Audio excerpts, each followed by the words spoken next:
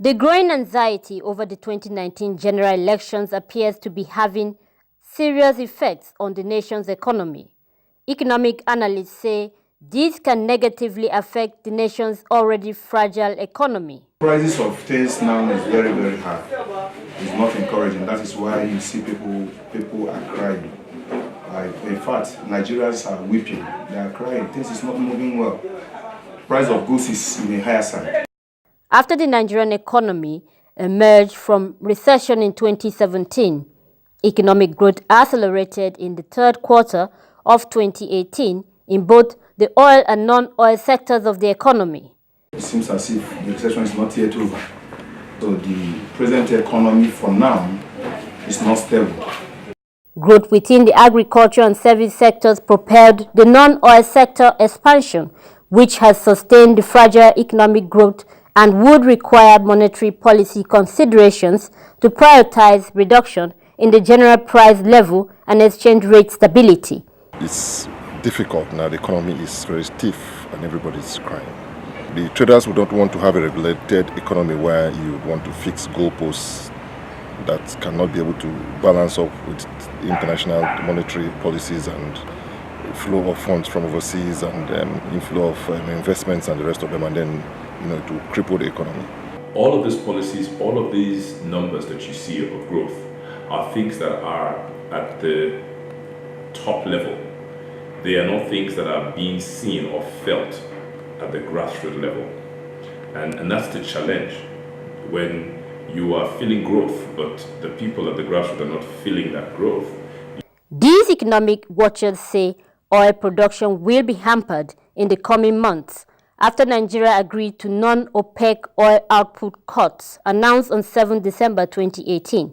Economic analysts have also cautioned politicians against too much spending because this may cause a spike in inflation. Very soon the politicians will begin to bring out money. Those money they pack places. These are the problems we are suffering. That is what is holding the economy of this country. Nigeria's inflation rate dropped from 18.72% in January to 11.28% in November 2018. Analysts say growth will accelerate moderately in 2019 with lower inflation and a likely minimum wage hike, which should lend support to private consumption. The spending at this time is supposed to be very, very high, with politicians campaigning, with about 6 days to elections. Things have not been going around. Women are not clapping and dancing and receiving a gift of food items.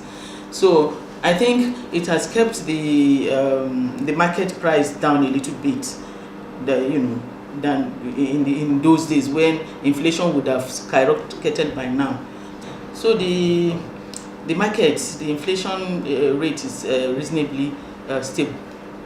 They also called for speedy passage of the 2019 budget to boost investment, employment, and economic output for the benefit of the country.